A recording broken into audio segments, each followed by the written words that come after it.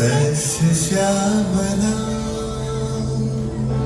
सस्य श्यामला मातरम वंदे मातरम। 1908 সালের 11 আগস্ট কিংসফোর্ডে বন্দে মাতরম বলার দোষে যে বালককে বেত মারার হুকুম দিলেন ব্রিটিশ সরকার, তারই পক্ষে দাঁড়িয়ে ক্ষুদিরাম বসু ও প্রফুল্ল চাকি সাহেবের ফিটান গাড়ি লক্ষ্য করে বোমা চালালেন মুজাফফরপুরে। সাহেব নিহত হলেন না, তবু নাবালক ক্ষুদিরামকে ফাঁসির হুকুম দেয়া হলো। জননী গুলো তুলে পক্ষে শান্তনু বাস দেহ তুলে চোখে কাঁদিছে তব চরণ তলে 30 কোটি নর নারী।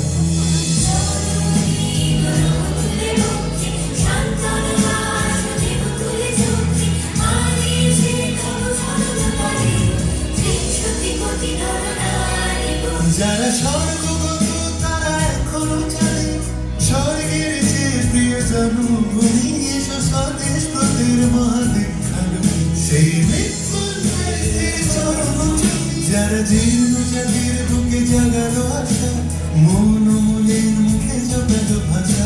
আজি রক্ত কমলি গাথা আজি রক্ত কমলি গাথা মানল খায় বিচারে লক্ষ্মী দেবতাদেরই করে মুক্তির মন্দির শোকানো করে কত প্রাণ বলিরা লেখা আছে অশ্রু জলে লেখা আছে অশ্রু জলে। 9 সেপ্টেম্বর 1915 ইংরেজদের সঙ্গে সম্মুখ সমরের স্বাধীনতা ছিনিয়ে নিতে অস্ত্র আনার পরিকল্পনা করেন যতীন্দ্রনাথ মুখোপাধ্যায়। বালেশ্বরে সঙ্গীদের নিয়ে জাহাজ থেকে সেই অস্ত্র নামাতে গেলে ইংরেজ বাহিনী তাদের ঘিরে ফেলে। বুড়িপালনের তীরে লড়াই বাঁধে বিরাট ইংরেজ বাহিনী বনাম বাঘা যতীন ও তার 4 সতীর্থদের। এককালে শুধু ভোজালি হাতে যিনি বাঘ মেরেছিলেন, সেই বীর সেদিন লুটিয়ে পড়লেন।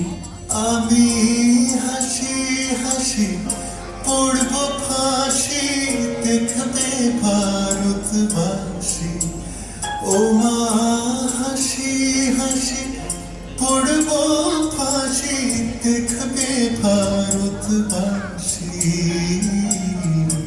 একবার বিদায় দে মা ঘুরে আসি। 18 এপ্রিল 1918 মাস্টার সূর্য সেন ও তার 65 জন শিষ্য মিলে পরিকল্পনা করে চট্টগ্রামে ব্রিটিশ পুলিশের অস্ত্রাগার লুট করে এবং তারপরে লুকিয়ে আশ্রয় নেয় জালালাবাদ পাহাড়ে। এর 4 দিন পর ব্রিটিশ বাহিনী খুঁজে বার করে মাস্টারদা ও তার সঙ্গীদের। সেদিনের অস্তমিত সূর্য ছিল সূর্য সেনের রক্তের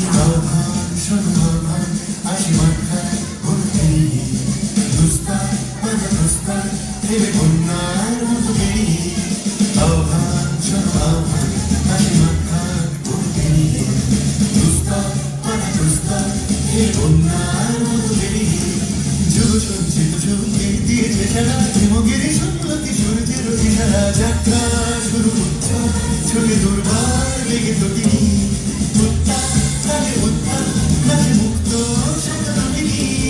যাত্রা শুরু হচ্ছে ছবি দুর্বার লেগে তোকে মুক্ত